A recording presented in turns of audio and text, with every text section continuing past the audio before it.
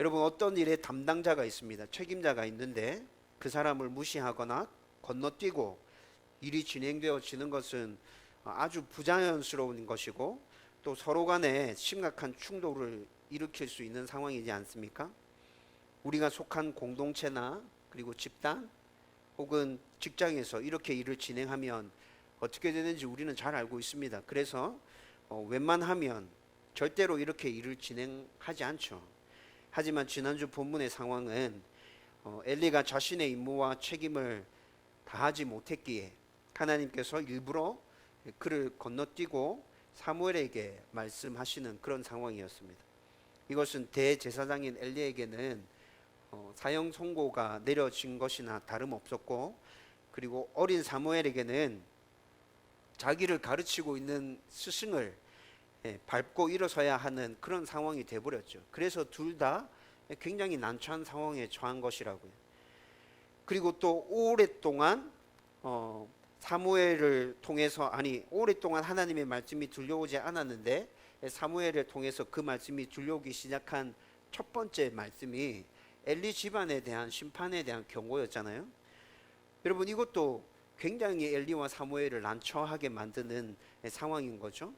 첫 번째 이유만으로 엘리와 사무엘은 충분히 난처한 상황인데 이 두 번째 이유까지 같이 겹치면서 난처한 상황을 뛰어넘어서서 둘이 서로 얼굴을 마주 대하는 것조차 힘들 정도로 그렇게 되어 버렸습니다. 여러분, 그런데 우리는 여기서 중요한 교훈을 찾을 수 있었죠. 엘리에게 하나님께서 이렇게 침묵하신 이유는 무엇이었습니까? 그리고 이렇게 난처한 상황을 만들면서까지 어린 사무엘에게 하나님께서 말씀하고 있는 이유는 무엇이었죠? 여러분, 이 두 질문의 답은 하나인데 하나님의 말씀 앞에서 자신을 돌아보면서 순종하려고 하는 마음이 있느냐 없느냐. 엘리에게는 그 마음이 사라져 버리고 없었고 어린 사무엘에게는 그 마음이 있었기 때문에 하나님께서 이렇게 하면 어떤 상황이 되는지 충분히 알고 계시면서 일부러 이렇게 하고 계신다는 것이죠. 지금 이 시대에도 누구든지 하나님의 말씀 앞에 서서 자신을 돌아보면서 순종하려고 하는 마음을 가진 그 사람에게 하나님은 말씀해 주실 것입니다. 하나님은 그 사람 가운데 역사해 주실 것이고 그의 가운데 은혜를 더하여 주셔서 하나님의 일들을 하게끔 그렇게 역사하시겠죠. 여러분, 이것은 신앙의 연수와 직분과 상관없이 하나님 말씀 앞에 서서 자신을 돌아보면서 순종하려고 몸부림치는 자에게 임하는 하나님의 분명한 은혜인 것입니다. 여러분, 이런 사람을 통해서 이 땅 가운데 하나님의 나라는 세워지고 하나님의 뜻은 이루어지고 하나님께서 그런 사람을 통해서 영광 받으시는 것이죠. 저와 여러분들이 이 말씀을 가슴에 새기고 내가 말씀 앞에서 항상 나 자신을 돌아보면서 하나님께 그렇게 쓰임받는 사람, 하나님 앞에 영광 올려드리는 사람 되어야겠다 마음에 결단할 수 있기를 주님의 이름으로 축원드립니다. 여러분, 이제 오늘 말씀을 한번 살펴보십시다. 오늘은 사무엘에게 들려온 하나님의 말씀으로 이스라엘 백성들 가운데 임한 영적 부흥에 대해서 말씀을 나누려고 합니다. 저와 여러분들도 하나님의 말씀 앞에 굳게 서서 순종하고 그래서 늘 하나님의 말씀이 들려오고 또 우리가 살아가는 모든 곳에서 하나님의 영광을 위해서 그렇게 몸부림치면서 살아가면 우리의 삶 가운데서 놀라운 하나님의 영적 부흥을 경험하게 될 것입니다. 이런 은혜를 사모하면서 오늘 말씀에 저와 여러분들의 귀와 마음을 열고 집중할 수 있었으면 좋겠습니다. 월터 브루그만이라는 신학자가 있습니다. 월터 브루그만. 여러분, 이 신학자가 굉장히 유명한 말을 했는데 하나님의 일하시는 방식은 사회성을 지닌다 라는 말을 했죠. 하나님이 일하시는 방식은 사회성을 지닌다. 얼핏 들어보니까 굉장히 어려운 말 같죠. 근데 이거 설명을 들어보면 그렇게 어렵지 않습니다. 굉장히 쉽습니다. 하나님은 전지전능하신 분으로 모든 일을 단번에 처리하실 수 있는 능력이 있으신 분이십니다. 그래서 이 세상 만물도 6일 동안 말씀으로 무에서 유로 창조하셨죠. 여러분, 이렇게 하나님의 능력은 엄청나게 뛰어나고 놀라운 것인데 이런 하나님은 우리의 구원의 문제도 아주 놀라운 기적이나 아니면 우리가 상상하지 못하는 하나님의 엄청난 능력으로 충분히 해결하실 수 있는 분이죠. 하지만 하나님은 그렇게 일하지 않으셨습니다. 사람에게 주신 하나님을 닮은 자유의지를 존중해 주셨고, 비록 그 자유의지로 인간들은 하나님을 배반하고 또 죄를 범하는 그 일들을 결정할 때도 하나님은 인내하시면서 기다려 주셨죠. 그러면서 우리를 구원하기 위한 큰 그림을 하나님은 그려 놓으셨고, 그리고 그 모든 일들을, 모든 만물들이 조화롭게 움직이는 그 상황 가운데서 하나하나 차근차근 움직여 가셨습니다. 그래서 성경 전체를 통해서 하나님께서 진행해 가신 그 구원 계획들을 살펴보면 아브라함을 선택하시고 이스라엘 민족을 세우시고 다윗 왕을 세우시고 다윗 왕의 자손들을 통해서 예수님을 이 땅에 보내시고, 그리고 예수님께서 율법의 모든 요구를 충족시키면서 자라나게 하시고, 하나님의 때가 되었을 때 십자가에서 죽게 하시고 또 부활하심으로 우리의 구원을 이루어 주신 것 아닙니까? 여러분, 이것이 하나님이 사회성을 가지고 일하는 방식이죠. 월터 브루그만 신학자가 하나님의 일하시는 방식은 사회성을 지닌다라는 말은 바로 이런 거예요. 하나님은 모든 일들을 기적으로 다 끝내시는 분이 아니라 과정과 절차와 모든 것들을 지켜가면서 그렇게 하나님의 일을 이루어 가신다는 것이죠. 여러분, 이 세상의 모든 성도에게 보편적으로 일하시는 하나님의 방식은 전부 다 이렇습니다. 보편적인 하나님의 방식 다 이렇다고요. 그러면 성경에 나오는 수많은 기적과 이적은 목사님 어떻게 설명할 수 있죠? 이렇게 질문이 들잖아요. 질문이 생기잖아요. 그렇죠? 하나님이 보편적으로 일하시는 방식은 이렇게 사회성을 지니고 차근차근 이루어 가시는 거라면 성경에 수많은 기적과 이적이 나타나는데 그건 뭐죠? 성경에 나타나는 수많은 기적과 이적은 하나님께서 이 세상 모든 사람의 구원을 이루기 위해서 사회성을 가지고 일하실 때 아주 특별한 상황에서 일어난 일인 것이죠. 그런데 성경은 하나님께서 택하신 사람, 그리고 하나님께서 택하신 민족, 그와 관련된 모든 이야기를 다 기록할 수 없잖아요. 아주 중요한 사건, 특별한 상황이 있을 때 그것들을 중심으로 해서 기록해 가는 것 아닙니까? 여러분, 이것은 세상 역사도 똑같죠. 세상 역사도 있었던 모든 일들을 다 기록할 수 없잖아요. 그래서 세상의 역사가 어떻게 기록되죠? 중요한 사건이나 중요한 상황들을 중심으로 해서 역사들이 그렇게 기록되지 않습니까? 성경도 그와 똑같다는 거죠. 하나님 택하신 사람이 있어요. 하나님 택하신 민족이 있어요. 근데 그 사람들이 하나님의 백성으로 평상시에 쭉 잘 살아갈 때는 특별하게 그와 관련해서 기록할 것이 없는 거죠.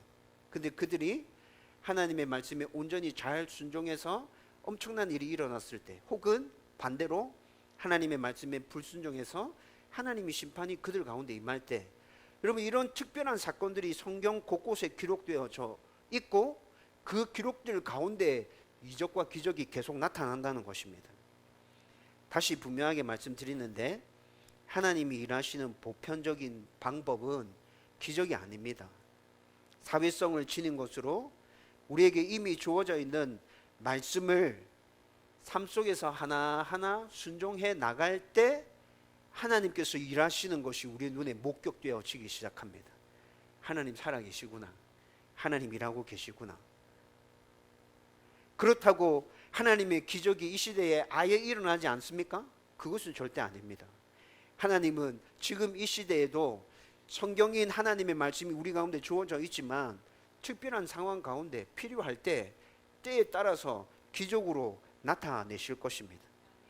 그런데 보편적인 하나님의 일하시는 방식인 사회성을 무시하고 자기에게만 기적이 일어나길 바라는 성도들 굉장히 많습니다. 여러분, 방금 제가 한 말 이해했나요? 네. 기적이 자기에게만 일어나길 바란다고요. 다른 사람에게 기적이 일어나면 어떻게 돼요? 그건 배 아픈 거죠. 하나님이 왜 저 사람한테만 저렇게 은혜를 베풀어 주시는 거지? 그게 배 아픈 거잖아. 보통 사람들은 하나님의 특별한 역사가 자기에게만 일어나길 바라고 있다고요. 하나님의 보편적인 일하시는 그 방식인 사회성 안에서 하나님의 말씀을 붙들고 내가 어떻게 순종해야 하고 그 말씀을 근거로 해서 나는 어떻게 생각하고 어떻게 판단하고 결정하고 또 사람들과의 관계를 맺고 내가 어떻게 살아가야 하는지와 관련된 것과는 전혀 상관없이 내 삶 가운데 문제가 생겨나고 어려운 일들이 생기면, 그리고 이런 것들이 아니라 하더라도 내가 정말 하나님의 복을 받아야겠다 생각하면 그냥 막무가내로 하나님께서 기적을 베풀어 주시고 은혜를 달라고 그렇게 매달리는 성도들 정말 많다는 것이죠. 여러분, 이 사람들은 하나님께서 일하시는 보편적인 방식인 사회성을 지닌 그 일하시는 방식에 대해서는 전혀 생각하지 않는 거죠. 그리고 그렇게 일하시는 하나님의 방식 가운데 자기가 어떻게 살아왔는지, 말씀에 순종했는지, 하나님의 뜻에 합당한 모습으로 살았는지에 대한 자기 반성과 자기 점검은 전혀 없이 그냥 하나님께 계속해서 하나님 은혜 주십시오, 하나님 복 주십시오, 계속 이렇게 매달린다는 것입니다. 여러분, 오늘 본문 말씀은 사회성 안에서 일하고 계시는 하나님을 우리 가운데 분명하게 보여주고 있는데, 교회를 개척해서 세우고 있는 저에게도 이 말씀은 중요한 교훈을 주는 것이며 또 굉장히 심각한 고민들을 저에게 안겨주는 말씀입니다.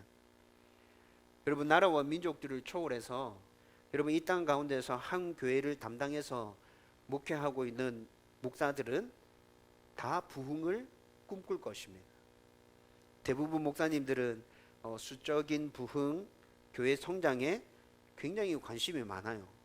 그런데 영적인 부흥이 중요하다고 말하면서 자신을 영적이면서 굉장히 좋은 목사로 이렇게 포장하고 있죠. 저도 그런 목사 중에 한 명입니다. 그래서 오늘 이 시간에는 제 안에 있는 솔직한 마음들 여러분들에게 좀 말씀드리려고 합니다. 여러분, 저는 다음 교회가 건강하게 빨리 성장했으면 좋겠습니다. 여러분, 여기서 건강하게 빨리, 여기에 포인트가 가거든요.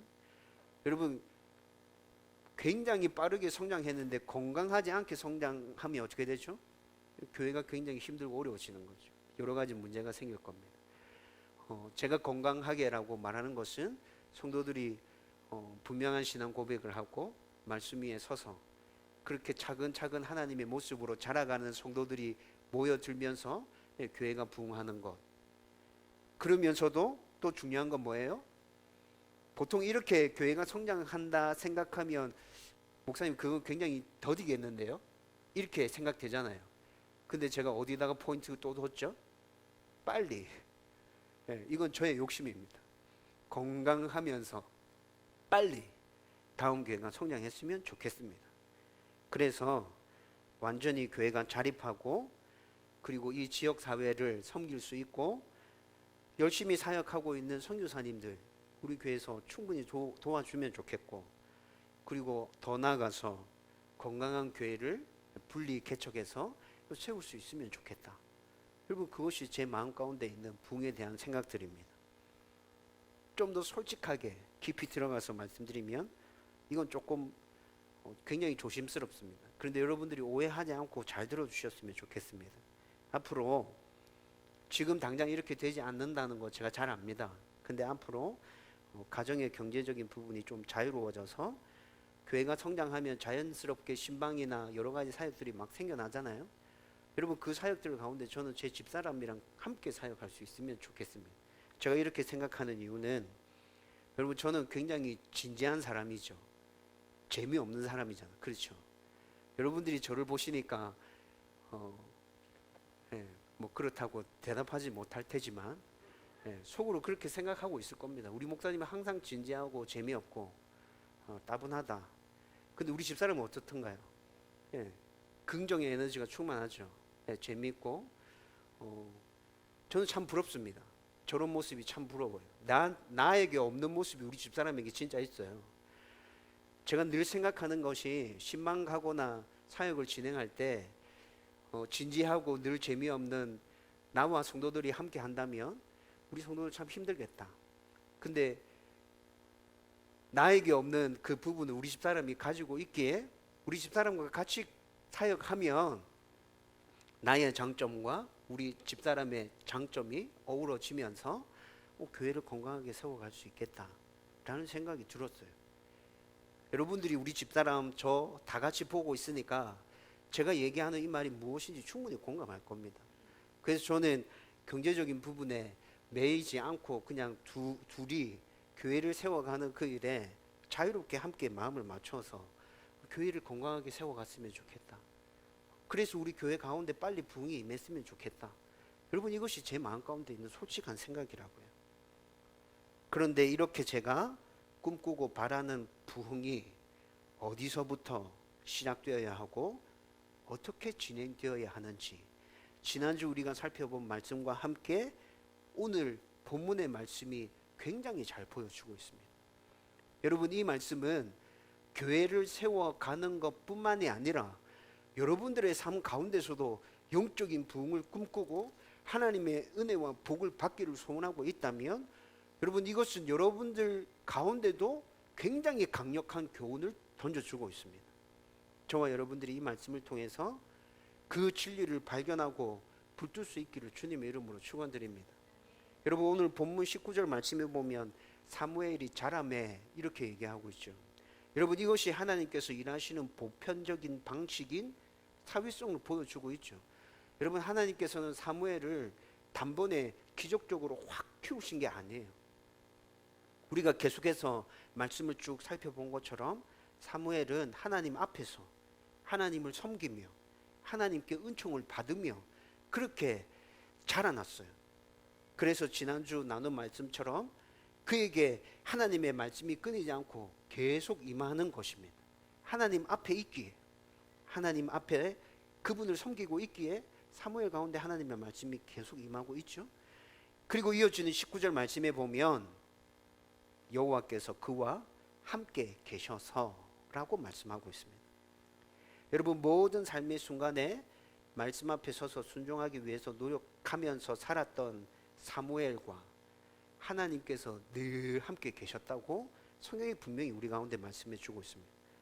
여러분, 이것은 재작년과 작년에 살펴본 구약의 위인 중에 에녹에게서 발견한, 그리고 또 노아에게서 발견한 하나님과의 행복하고 온전한 동행에 대해서 말씀해 주고 있는 것이죠.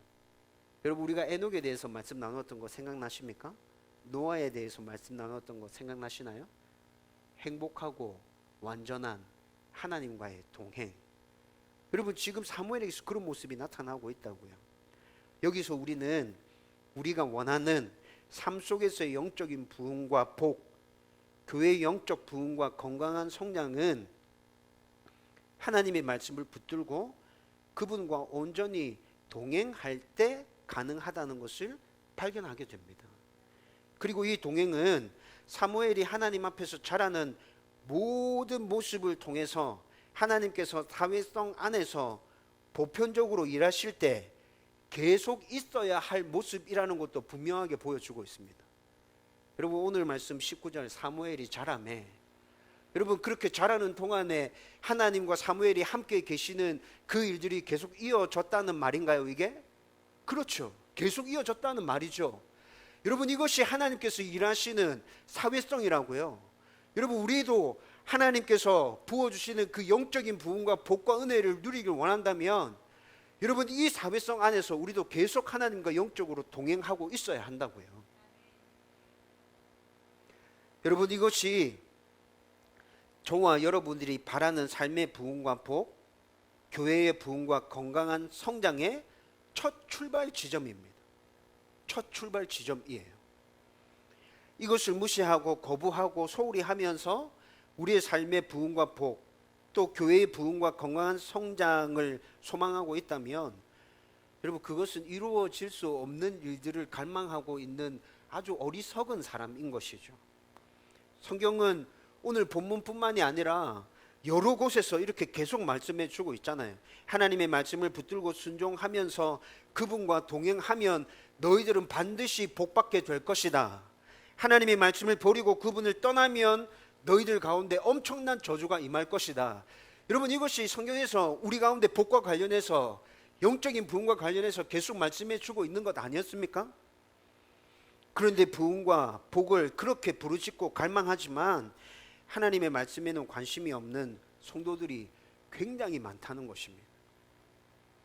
저와 여러분들은 어떻습니까? 저와 여러분들이 우리의 삶과 교회의 진정한 부흥과 복을 원한다면 여러분 이 말씀 앞에 귀를 기울여야 합니다. 마음을 열어야 합니다. 이 말씀이 나에게 주시는 말씀이구나 생각하고 붙들어야 합니다. 여러분 그렇게 하면 여러분들은 영적인 부흥을 경험하게 될 것입니다. 하나님의 말씀을 계속 읽고 깊이 생각하고 내 모습 가운데 무엇이 잘못되어 있는지 그 말씀을 근거로 해서 살펴보고 잘못된 것이 있다면 바로잡기 위해서 몸부림치고 노력하고 그렇게 살아가면 항상 하나님이 나와 함께 계시구나 라는 것들을 경험하게 될 것입니다. 그리고 내 삶과 교회에 하나님의 말씀에 의한 영적 부흥과 복이 넘쳐나는 것도 경험하게 될 것입니다. 이런 은혜가 저와 여러분들과 우리 다음 교회 가운데 넘쳐나기를 주님의 이름으로 축원드립니다. 그리고 19절 말씀에서는 이렇게 하나님의 말씀에 의한 부흥이 일어나서 그의 말씀이 하나도 땅에 떨어지지 않았다라고 말씀하고 있죠. 여러분 저는 이 말씀을 읽을 때 이렇게 이해되어졌어요. 하나님의 말씀 앞에 서서 항상 순종하면서 살려고 노력하는 사무엘과 하나님께서 늘 함께 계셔서 동행해 주셨고 사무엘이 또 말씀해 주시는 그 하나님의 말씀을 귀담아 듣고 이스라엘 백성들에게 전할 때도 하나님께서 여전히 그와 함께 해 주셔서 그 말들이 하나도 땅에 떨어지지 않도록 하나님께서 친히 보증해 주셨구나. 사무엘이 하나님께서 주신 말씀을 받아서 백성들에게 대언합니다.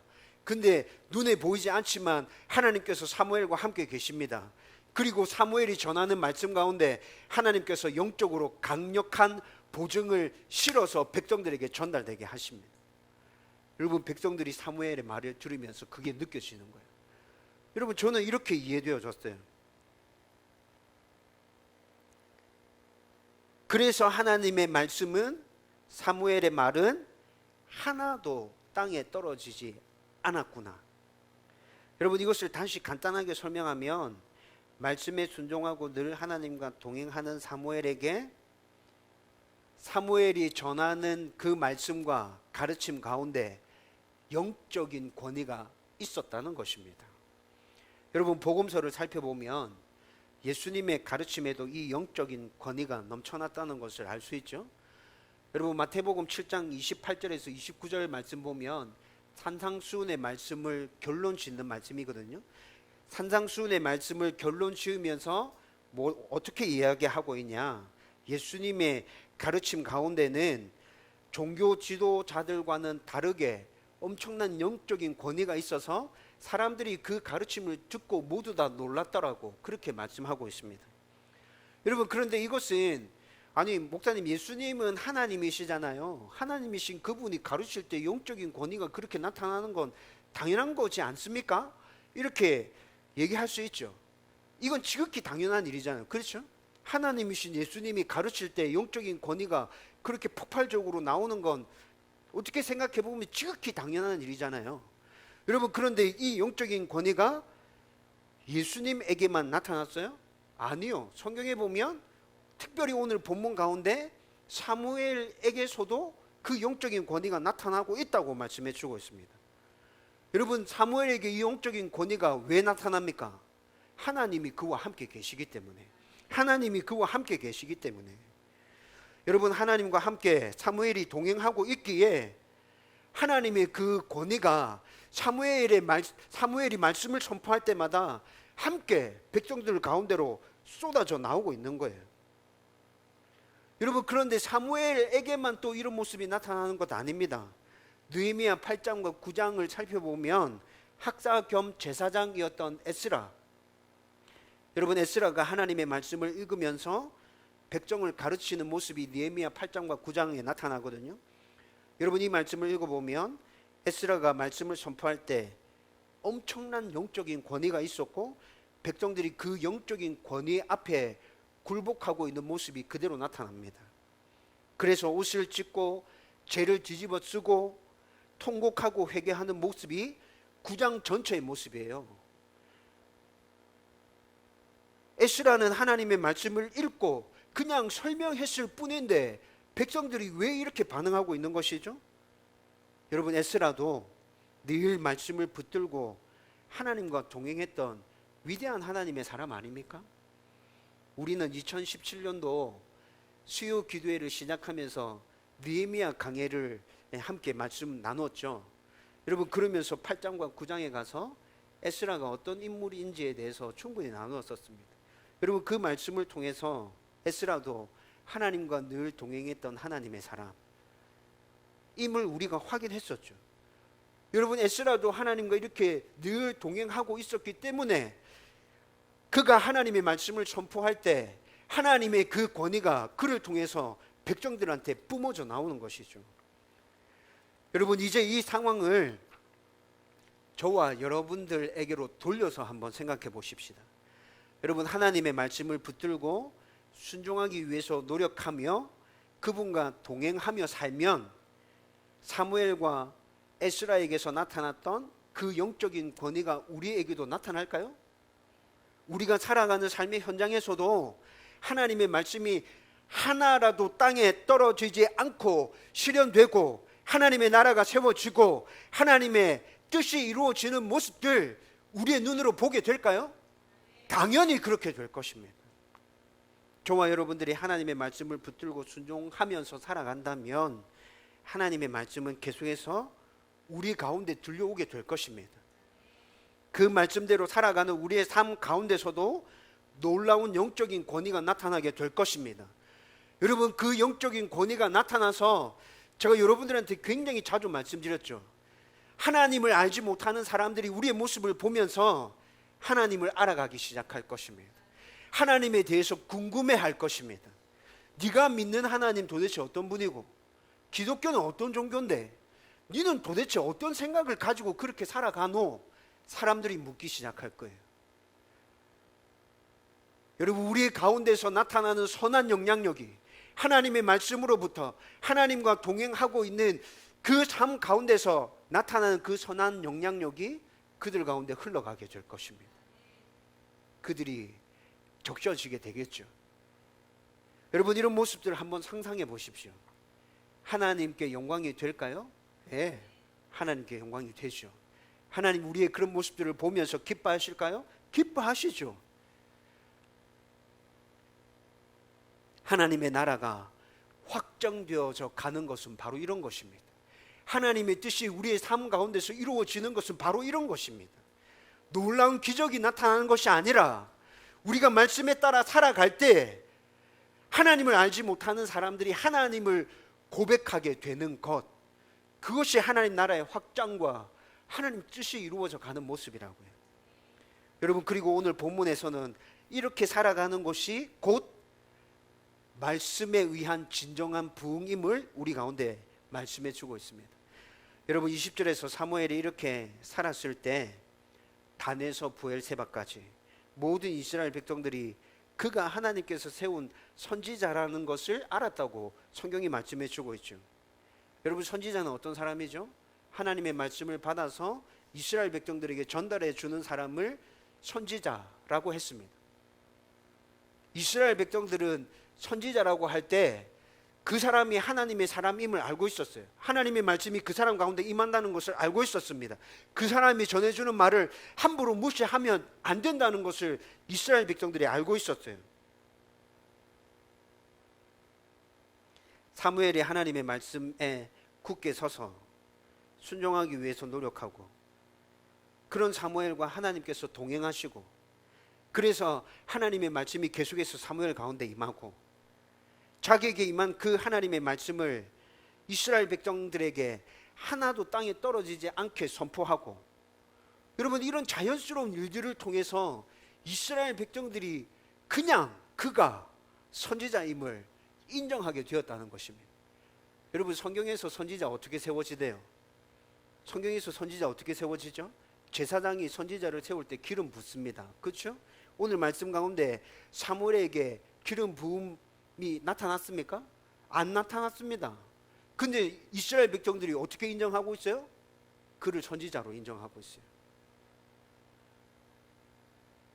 그리고 21절과 4장 1절 상반절까지 우리가 읽었던 말씀을 보면 사무엘을 통해서 끊어졌던 하나님의 말씀이 계속해서 다시 임하고 있다는 것을 보여주고 있습니다. 그 말씀이 이스라엘 전역으로 퍼져가고 있다는 것도 보여주고 있습니다. 여러분, 이것이 바로 말씀에 의한 진정한 부흥인 것입니다. 여러분, 3장 1절이 어떻게 시작했습니까? 여러분들의 기억을 다시 한번 더듬어서 떠올려 보십시오. 3장 1절이 어떻게 시작했죠? 하나님의 말씀이 희귀하여 이상이 보이지 않았더라. 3장 1절이 이렇게 시작했어요. 그런데 3장의 마지막 부분은 어떻게 끝나고 있습니까? 말씀에 의한 진정한 부흥이 일어나서 사무엘 한 사람으로 인해서 하나님의 말씀이 이스라엘 전역으로 퍼져나가는 것으로 사무엘 3장이 마무리되어지고 있습니다. 여러분, 이것이 말씀에 의한 진정한 부흥인 것이죠. 저와 여러분들도 사무엘과 같이 말씀 앞에 굳게 서 있다면 우리의 모든 삶 가운데, 모든 현장 가운데 말씀에 의한 진정한 부흥을 일으킬 수 있게 될 것입니다. 이 믿음을 가지고 우리의 삶의 진정한 부흥과 복을 사모하면서 말씀 앞에 굳게 선 저와 여러분들 되기를 주의 이름으로 축원드립니다. 이제 말씀을 정리하려고 합니다. 여러분, 오늘 함께 나눈 말씀은 다른 성경 본문 또 다른 성경 인물들을 통해서 여러분들과 몇 번 나누었던 말씀입니다. 여러분들 기억나실지 잘 모르겠습니다. 본문과 인물은 달랐지만